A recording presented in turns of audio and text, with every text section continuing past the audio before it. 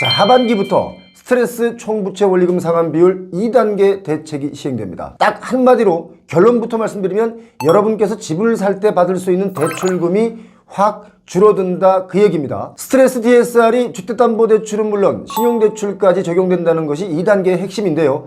스트레스 DSR은 이미 지난 2월부터 시행이 되고 있습니다. 가산금리 적용 비율도 지금까지는 25%였는데 2단계로 접어들면서 6월부터는 50%로 확대되기 때문에 그만큼 대출 금액도 줄어들게 됩니다. 스트레스 DSR이라는 제도가 대출 이용 기간 중 금리 상승으로 인해서 원리금 상환 부담이 늘어날 가능성을 염두에 두고 미리 DSR 산정 시 일정 수준의 가산금리를 부과해서 대출을 좀 억제하는 정책인데요. 예를 들면 원래 4.5%의 대출의 원리금 상환액을 기준으로 산정했다면 여기에 가산금리 1%를 더 붙여서 5.5% 대출의 원리금 상환액을 기준으로 산정한 겁니다. 1단계는 주택담보대출만 대상이었지만 6월부터 2단계에서는 신용대출까지 이게 좀 확대가 되죠. 현재 가산금리 반영 비율이 25%인데요. 2단계에 접어드는 6월부터는 가산금리 반영 비율도 50%로 확 오릅니다. 자, 그렇다면 스트레스 DSR 2단계 시행으로 인해서 대출 금액은 과연 얼마나 줄어들까? 이게 궁금하실 텐데요. 쉽고 간단하게 설명을 드리겠습니다. 자, 대략 평균적인 것으로 말씀드릴게요. 자, 30년 만기 분할 상환 조건으로 은행에서 변동금리 주담대를 받는다고 가정을 하면 자, 연소득이 5천만 원일 경우 대출 한도는 스트레스 DSR 제도 시행 전에는 3억 3천만 원 대출을 받을 수가 있었습니다. 그런데 스트레스 DSR 1단계에서는요 3억 1,500만 원으로 1,500만 원 정도 줄어들게 되고요. 2단계에 접어들면은 3천만 원 정도 줄어들어서 3억 원의 대출을 받을 수가 있습니다. 그러니까 3억 3천만 원 대출 받던 것이 이제는 3억 원으로 줄어든 겁니다. 연소득이 1억 원일 경우 똑같이 곱하기 2 하면 되는데요. 스트레스 DSR 시행 전에는 6억 6천만 원을 받을 수 있었다면 이제는 6억 원을 대출 받을 수 있으니까 결국 6천만 원 정도 감소한 겁니다. 한 10% 정도 대출금이 줄어들게 되죠. 지금 스트레스 DSR 1단계가 시행이 되고 있고 6월부터는 2단계가 시행이 되면 이 대출 금액 수가 좀 줄어드는데 스트레스 DSR에 대한 설명을 좀 부탁드릴게요. 그 DSR에 스트레스가 붙는 건데 네. 사실 그 전에는 DTI가 적용이 됐었죠. 지금도 일부 적용되고 있는 대출이 있기는 한데 DTI는 Debt to Income이라 그래갖고 인컴 즉 소득에 중심을 주고 그 대출 가능 금액이 얼마인가 이걸 산출을 하는 거였습니다. DSR은 이제 소득의 중심이 아니라 상환 가능 금액이 얼마이냐에 중심을 두고 대출 가능 금액을 산출을 하는 겁니다. 금융기관 입장에서는 대출 받으시는 분의 소득이 얼마냐가 중요한 게 아니라 이거를 상환할 수 있느냐가 사실은 더 중심이기 때문에 DSR 개념이 나왔고요. 거기에다가 지금 이제 스트레스 DSR이라고 하는 거는 그러면 상환을 할 수가 있는데 현재의 금리가 유지될 때 하고 또 금리가 상승됐을 때 금리가 상승되는 압박 조건 하에서도 상환이 얼마나 될 수 있겠냐 이거를 따지는 게 이제 스트레스 DSR이라고 할 수 있겠습니다. 올 초부터 이제 이게 시행되어 왔는데 그동안은 좀 제한적이었다가 이제는 스트레스를 조금 더 올려서 금리가 조금 더 올라갔을 때 얼마나 상환할 수 있는가 이게 이제 본격적으로 진행이 되는데 이것도 아마 중간 단계로 저는 알고 있고요. 내년도에는 좀 더 강화될 거라고 알고 있습니다. 지금 이게 스트레스 DSR이라는 것이 이제 금감원에서 1.5%의 그 변동폭의 최대치를 붙여서 이 금리를 좀 적용해라 이거잖아요. 그 DSR에 지금 금리 상한 얼마까지 올라갔을 때를 기준으로 해서 그러면은 DSR을 산출할 것인가 요거를 그 당초에 금융위원회에서 1.5%로 기준을 정해놨어요. 근데 이제 1.5%를 다 정하면은 너무 충격이 심하니까 1.5%에 25% 0.375%만 적용을 해서 그동안에 DSR에 따른 이제 가산금리를 적용을 했는데 네네. 요게 이제 하반기부터는 그거의 2배 1.5%에 50% 즉 0.75%가 가산금리로 이제 적용이 된다는 거죠. 예, 그렇다면은 이제 금리가 높아지니까 그만큼 대출을 받을 수 있는 금액이 작아지는 거죠.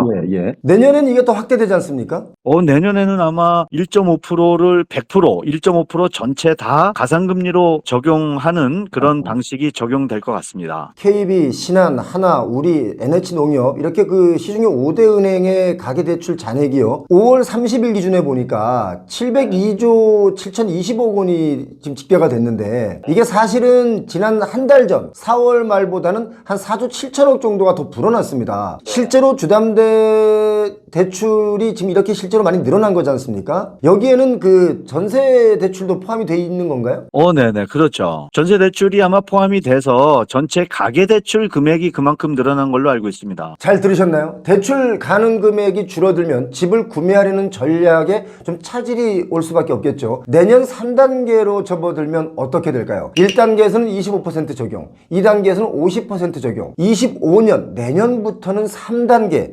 100% 적용이 됩니다. 3단계에서는 은행과 제2금융권, 주담대, 신용대출, 또 기타 대출 모든 대출이 여기에 포함됩니다. 전면 시행될 경우 대출 가능 금액은 더 줄어들겠죠. 자, 앞서 설명드렸듯이 연소득이 5천만 원일 경우 대출 한도가 스트레스 DSR 제도 시행 전에는 3억 3천만 원 정도 대출 받을 수 있었다면 스트레스 DSR 1단계에서는 좀 전에 설명드렸습니다. 3억 1,500만 원. 또 2단계에서는 3천만 원이 확 줄어들어서 3억 원 대출을 받을 수가 있었고 3단계 내년에는 2억 7천만 원 정도 받습니다. 그러니까 토탈 한 6천만 원을 덜 받게 되는 거죠. 자, 그렇다면 연봉 1억의 경우를 계산해보면 똑같습니다. 제도 시행 전에 6억 6천만 원을 받을 수 있었다면 1단계에서는 6억 3천만 원이었죠. 3천 줄었습니다. 2단계에서는 6천이 줄어서 6억 원을 대출받을 수 있습니다. 이게 바로 6월부터 올해 말까지입니다. 자, 3단계 내년에는 5억 6천만 원으로 확 줄어듭니다. 1년 새 대출 한도가 한 1억 정도 줄어드는 거죠. 지금 이렇게 대출이 늘어나면 앞으로 우리 부동산 시장에는 어떤 영향을 미칠까요? 아무래도 금액이 이렇게 늘어난다는 거는 이제 전세를 받건 아니면 대출을 받아서 주택을 구입을 하건 어쨌든 수요가 이렇게 늘어나는 거니까 특히 이제 전세 대출 금액이 늘고 또 전세가액이 늘다 보면은 그게 이제 이렇게 매매가를 밀어 올리는 그런 영향이 아마 있을 수가 있겠죠. 이게 뭐 일부러 올리는 게 아니라 상황이 이제 그렇게 가게 되는 거죠. 대출을 옥죄기 시작했는데요. 서울의 아파트는 24년 상반기에 거래량이 늘어났습니다. 과연 하반기에도 늘어날지 이거 지켜봐야 되겠지만 지금 시장의 가장 큰 걱정이 뭐냐면 양극화가 너무 심해졌다는 것이죠. 돈이 있는 사람들은 고가의 아파트도 막 질러서 사고 돈이 좀 부족한 사람들은 저평가된 집을 찾기에 분주합니다. 그리고 너무 높아진 아파트 값이 이게 내일이 아니다 라며 포기하는 분들도 늘어나고 있습니다. 이게 문제라는 겁니다. 어쩌면 지금 시장은요, 서로 프리미엄 놀이 하느라고 통제 불가능할 정도로 가격이 부풀려져 있기 때문에 이게 언제 어느 때 거품이 붕괴된다 하더라도 이상한 시장이 아니란 겁니다. 이거 위험하다는 뜻이에요. 점점 높아만 가는 분양가에 지금이라도 집을 사야 하나 이걸 고민하시는 분들이 최근 부쩍 늘어난 것도 사실입니다. 제게 어디 아파트를 사면 좋으냐를 묻는 분들이 최근에 아주 많이 늘어났거든요. 부동산 시장의 붕괴냐 안착이냐 이 기로에 놓인 중요한 시기가 지금인 것 같습니다. 그리고 요즘 제가 여러분께 드리고 싶은 말씀 중에 하나가 아파트 가격이 오른 지역이 여기저기 나타나고 있다. 거래된 아파트 중에 올라서 거래된 아파트가 40% 그리고 하락해서 내려가서 거래된 아파트가 한 60%라고 제가 시장을 읽어드렸더니 어떤 분들이 이런 댓글을 답니다. 표영호 변심했냐? 너 기회주의자냐? 이런 댓글 다시는 분들이 계신데요. 이건 뭐 제 변심이 아니라 시장이 변하고 있다는 것을 여러분께 말씀드린 겁니다. 시장이 변하고 있는 것을 말씀드렸는데 저보고 변심했냐, 기회주의자냐 이렇게 말씀하시면 시장과는 너무 동떨어진 말씀을 그런 댓글들을 달기 때문에 가끔 좀 답답한 면도 없지 않아 있습니다. 이런 댓글을 다니까 또 밑에 댓글들이 어떤 게 있냐면 아니 표영호가 오르는 걸 오른다고 얘기하고 내리는 걸 내린다고 얘기하는데 뭐가 잘못이냐 라고 또 댓글 달아주신 분들 많이 계십니다. 고맙습니다. 자, 오르지도 않는 아파트를 제가 오른다라고 거짓말을 하거나 내리지도 않는 아파트를 아파트 가격이 내려간다 라고 거짓말을 할 수는 없는 거 아니겠습니까? 겨울에 겨울옷을 입다가 봄이 와서 흐름이 변했는데도 계속 겨울옷을 입고 있으면 이거 생각이 일목요연한 것이 아니라 행동이 일목요연한 것이 아니라 흐름을 못 읽는 사람이 되는 것 아니겠습니까? 자, 시장의 흐름을 읽고 대응하는 것이 바로 표영호TV의 바른 길이다라고 봅니다. 제가 시장을 예측하는 것을 보시고 이익 보신 분들도 많이 계시지 않습니까? 우리 부동산 경기가 살아나고 있다라고 말씀하시는 분들도 간혹 계신 것 같은데요.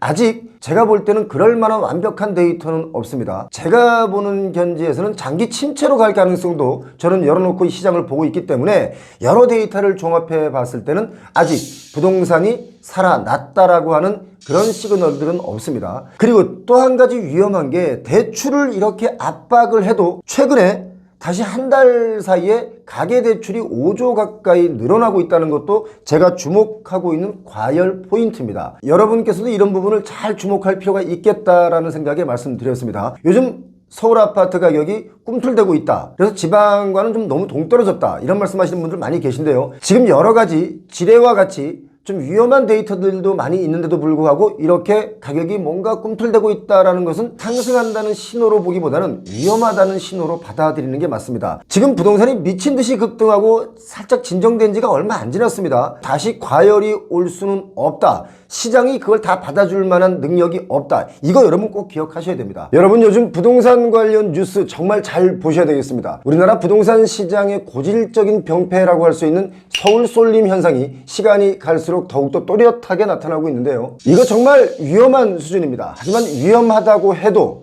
위험인 줄 알아도 또다시 마냥 달려들고 있기 때문에 정말 위험하다라고 제가 말씀드리고 있는 것입니다. 개개인마다 경제 능력의 상황이 좀 다르겠지만 감당 가능한 범위라면 뭐 위험에 빠지지는 않으시겠지만 그렇지 않고 갭 투기랄지 어설픈 갭 투자로 뭔가 꿈을 꾸신다면 지금 당장 멈추시는 게 좋습니다. 한 발 뒤로 물러나서 생각해 보시는 현명한 자세가 필요한 시기인데요. 인구 절벽에 서울 쏠림이다라고 해서 서울 아파트가 마냥 끝없이 오르는 것은 아닙니다. 서울 아파트는 앞으로도 계속 오른다라고 말을 하는 사람이 있다면 이건 분명히 사기입니다. 사기. 지방은 지금 기존 아파트의 매물과 미분양이 쏟아지고 있고요. 반대로 서울은 수요가 몰려들고 있는데요. 이런 뉴스를 보시고 특히 서울 소초, 강남, 용산, 송파, 마포, 또 성동구와 같은 서울 인기 지역의 주택 소유자분들은 집을 내놓았던 것을 다시 가격이 오른다고 하면서 걷어들이기 시작했습니다. 서울 아파트 거래량이 월별로 4천 건을 돌파하니까 사람들이 인구가 소멸되는 정도의 급격한 인구 감소 현상이 앞으로는 더 심화될 것이다 라고 하면서 이왕이면 그나마 안전자산으로 평가받는 서울 부동산을 사들이려고 지방에서조차 서울에 계속 관심을 갖는 분들이 시간이 갈수록 늘어나고 있습니다. 그렇기 때문에 지방의 부동산은 하락하고 서울의 부동산은 다시 최고가를 경신하는 거래들이 늘어나고 있는데요. 실제로 통계청 자료를 보니까 올해 1분기 전국 17개 행정구역 중에서 이동 인구수가 늘어난 곳이 바로 서울, 인천, 경기, 세종 이렇게 대부분 수도권으로 인구가 집중되고 있습니다. 1월부터 3월 사이에 서울이 1132명, 인천이 9681명, 그리고 경기도가 놀랍게도 13,152명이 늘어났습니다. 자, 반대로요. 부산은 2,433명이 줄었습니다. 대구는 3,031명, 광주는 2,709명이 줄어들었고요. 경남 지역을 보니까 6,277명이나 줄어들었습니다. 이런 숫자를 보면 부산, 대구, 경남을 떠나서 대부분 경기도로 이사를 간 것이다 할 만큼 숫자가 아주 명확합니다. 지방의 일자리는 갈수록 부족하고 또 지역의 젊은 분들은 누릴 만한 문화시설이 부족하기 때문에 지방은 계속해서 인구 감소 그리고 경기 침체가 가속화될 수 있습니다. 지방에서 서울로 경기도로 올라오면서 수도권의 집, 특히 서울의 주택에 대한 집착이 더 심해질 수 있다. 이렇게 봐야 되는 대목이겠죠. 자, 이렇다 보니까 갑자기 최고가를 경신하는 거래들이 툭툭 튀어나오고 있는데 바로 이런 뉴스를 여러분 조심하라고 제가 말씀드리고 있습니다. 신고가 거래 빈도가 급증하는 곳이 서울 성북구다라고 해서 봤더니 서울 성북구 신고가 거래가 3월에는 4건, 4월의 신고가는 12건이 거래가 된 겁니다. 한 3배 정도 늘어났죠. 이것만 본다면 성북구 신고가 거래가 가장 많이 늘었다라고 하는 얘기는 뭐 틀린 말도 아닌 건 맞습니다만 다시 이걸 좀 지켜보면 여기 보시면 성북구의 아파트 거래량을 보니까 아파트 거래량만 3월 달에 177건인데 그중에 4건이 신고가를 경신했다 이겁니다. 나머진 뭡니까? 하락 거래가 된 겁니다. 자, 어떻습니까? 뉴스를 제대로 봐야 할 이유가 바로 여기에 있는 겁니다. 그리고 강남구 아파트들은 계속 신고가 거래들이 나오고 있다. 이런 뉴스가 나오니까 막 가슴이 뛰죠. 뭐 지금이라도 빚을 내서 강남에 들어가야 되나 이런 생각이 드는 겁니다. 자, 그런데 이거 한번 보시기 바랍니다. 강남구 아파트의 신고가 거래는 3월에 26건, 4월에 32건으로 총 6건 정도가 증가했는데 이것도 한번 데이터를 보겠습니다. 강남 아파트는 3월에 192건이 거래가 됐습니다. 총 260건의 주택이 거래가 됐는데 그중에 아파트가 192건, 연립주택이 6건이 거래가 된 거예요. 자, 아파트 192건 중에 상승 거래가 몇 건이었죠? 26건이었습니다. 퍼센테이지로만 본다면 15% 정도. 이걸 한마디로 정리를 하면 192건의 아파트 거래 중에 상승 거래가 26건이고 하락 거래가 몇 건이죠? 166건이 되겠죠. 자, 여러분, 이게 하락 중입니까? 아니면 상승 중입니까? 자, 하락 중에 있다라고 봐야 됩니다. 이걸 상승한다라고 말하는 사람은 그 사람은 뭡니까? 바로 사기꾼.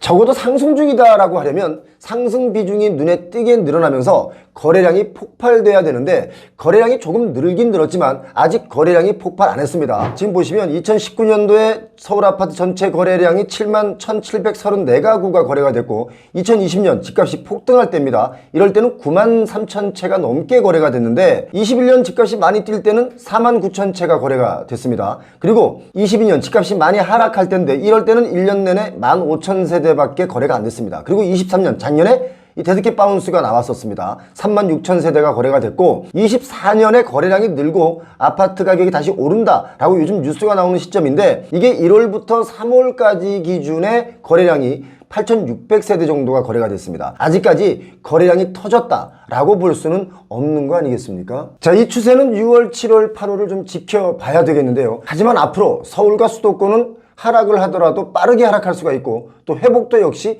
빠르게 할 수가 있는데 지방의 경우는 한번 하락하기 시작하면 걷잡을 수 없이 하락할 수 있습니다. 특히 새로운 시대의 일자리가 늘어나지 않는 지역에서는 부동산을 신규로 매수한다는 것은 머지않은 미래에 자산이 완전 축소될 수도 있다는 것을 꼭 기억하시기 바랍니다. 지방의 부동산이 무너지는 이유 중에는 제조업의 붕괴와 연관이 가장 깊다고 저는 봅니다. 제조업이 2000년대 초반부터 붕괴하고 또 수도권 주변으로 반도체 등 신규 산업단지들이 늘어나면서 지방의 청년층들이 수도권으로 올라오면서 지방 이탈 현상이 극심해지고 있죠. 교육이나 일자리를 비롯해서 의료, 문화, 거의 모든 것이 수도권에 집중되어 있기 때문에 서울과 수도권의 집중 현상은 이게 피할 수 없는 현실이 되어버렸습니다. 그래서 수도권의 인구 과밀화 현상이 이제 가장 예민한 부분, 부동산 시장을 덮치고 있습니다. 집값의 양극화가 심해지고 그 양극화는 결국 대결 양상으로 변할 가능성을 배제할 수 없다. 저는 그렇게 보고 있는데요. 조선시대 때 노론과 서론이 갈렸듯 한때는 영남과 호남이 갈렸고 또 다시 보수와 진보로 갈렸고요. 아마도 또다시 양극화로 인한 가진 자와 가지지 못한 자로 갈리게 될 게 뻔해 보입니다. 국민 갈라치기는 가만히 있는 국민도 잘 갈라치는 게 정치인들의 특기 아니겠습니까? 한국부동산원의 자료를 검토해 보니까 최근 지방 6대 광역시 아파트 매매 변동률이 28주 연속 광역시는 마이너스를 기록하고 있는데 유독 서울은 11주째 상승세를 타고 있는 것으로 조사가 되고 있습니다. 한국부동산원의 이 자료는 앞서 말씀드린 대로 아직까지 제가 볼 때는 상승이다 라고 하기에는 미미한 데이터의 추출이라고 보는데 그러나 아파트 분양시장은 지금 처참하리 많지 양극화가 아주 심해졌습니다. 지난 4월 기준 전국 미분양 주택이 1년 만에 7만 가구가 돌파해서 이제 7만 1,900호가 됐지 않습니까? 이 가운데 5만 7천 호가 넘는 물량이 지방의 분양물입니다. 이 중에 또 악성 미분양 주택이 계속 증가해서 한 13,000가구에 육박하죠. 다 지어놓고도 분양이 안 되고 불 꺼진 아파트가 이렇게 많다는 뜻입니다. 자, 이렇다 보니까 지방과 수도권의 부동산의 자산 가치의 차이도 아주 역대급으로 벌어지고 있는데요. 수도권의 가구당 평균 자산이 6억 5,900만 원 선이었는데요. 비수도권, 지방의 경우는 3억 9,900만 원 선이었습니다. 한 65% 정도 이렇게 차이가 많이 납니다. 월 평균 실질 임금을 보더라도 차이가 역시 수도권과 지방의 차이가 많이 나죠. 2015년에는 지방과 서울의 차이가 34만 원이었는데 21년에는 53만 원으로 더 벌어졌습니다. 물론 수도권이 물가가 더 비싸기 때문에 실질 임금이 지방보다 많다고 하더라도 살아가는 데는 팍팍스러운 것은 마찬가지입니다. 지방의 부모님들께서 자녀들을 서울로 보내놓고 걱정 많이 하는 게 바로 이 주거 문제와 그 다음이 물가 걱정을 많이 하시죠. 아유, 우리 아들 밥은 안 굶나 몰라 이런 겁니다. 자, 서울 쏠림 현상은 제가 볼 때는요 거스를 수 없는 대세가 된 지 이미 오래됐습니다. 정치권에서는 사실 이 부분을 정말 잘 새겨들어야 할 텐데 지난 수십 년간 정작 정치를 해야 할 사람들은 정치를 하지 않고 정치를 하지 말아야 할 사람들이 정치를 하니까 아니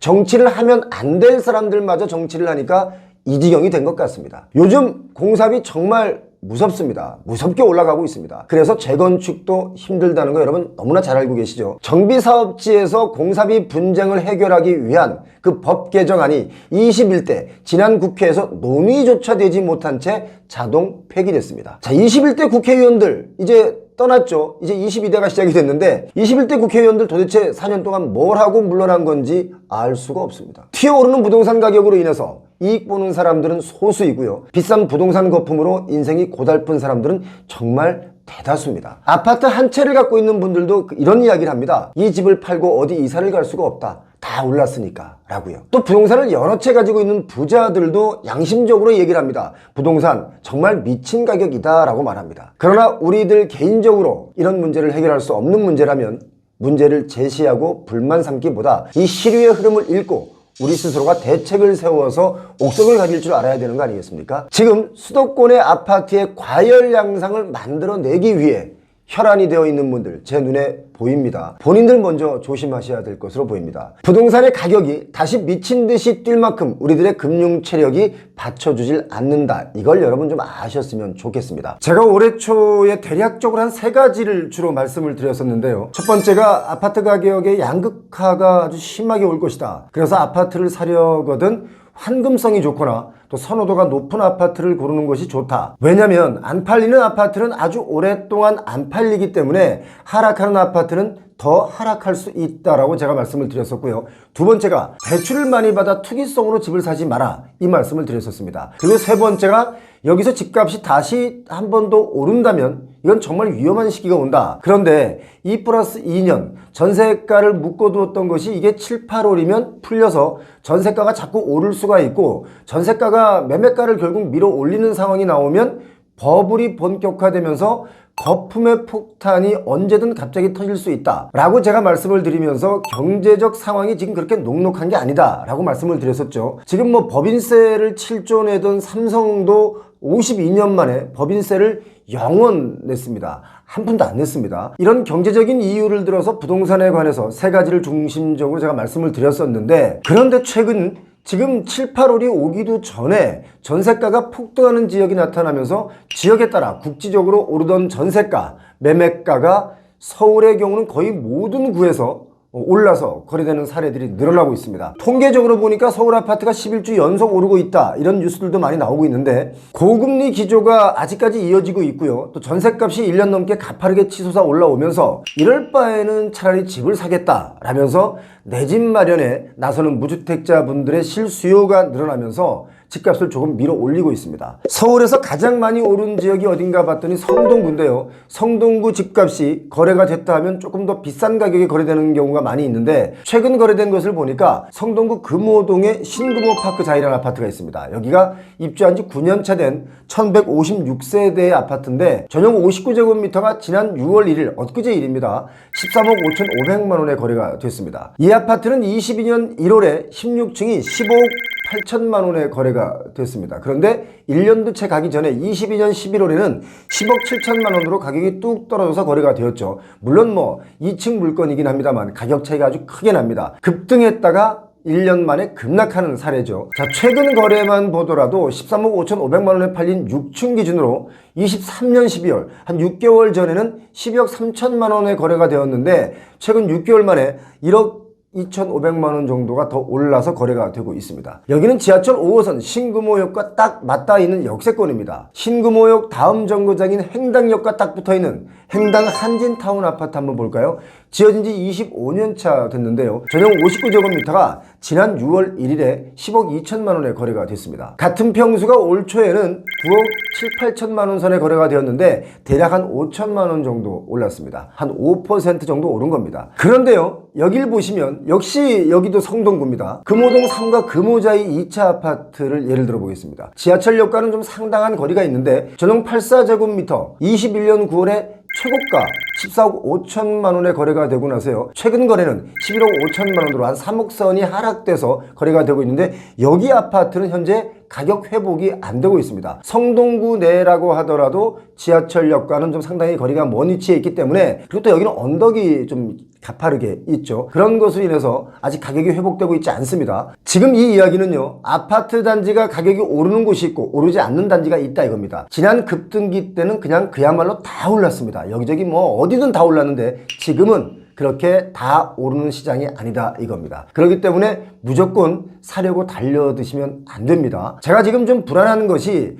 올 초에 말씀드린 것처럼 이 치솟는 전셋값이 매매가를 밀어 올리고 있기 때문에 이렇게 급반등이 나오고 있는 아파트 단지들이 있는데, 신금호 파크자이 전용 59제곱미터 전세 가격이 4년 전인 2020년 이맘때는요 4억 후반에서 5억 초반이었습니다. 그러니까 2+2년 그 계약갱신 청구권을 쓴 경우 이제 4년을 살았겠죠. 그런데 이제 계약 만기를 앞두고 4억, 5억 하던 전셋값이 8억 원 가까워지면서 전세 살던 분들이 매수 수요로 바뀌고 있다, 이렇게 봐도 되겠습니다. 물론 매매가는 13억 5천만 원대, 전세가는 7억 후반대이기 때문에 갭 차이가 뭐 한 6억 정도 차이가 나지만 결국 전세가가 계속 오를 것 같은 그 불안감 때문에 차라리 사는 게 어떨까 하는 분들이 늘어나고 있다, 이렇게 보시는 게 맞습니다. 자, 그런데 여러분, 이거 하나는 정말 확실하게 알아두셨으면 좋겠습니다. 주택시장 불확실성이 아직 해소되지 않았습니다. 아직도 불확실한 내용들이 많이 있죠. 금리가 내려간 상태도 아니고 여기저기 곳곳에서 부동산 PF 문제도 이제 터질 준비가 다 됐습니다. 터질 일만 남았죠. 자, 그리고 이자 감당이 안 되는 차주들의 부동산이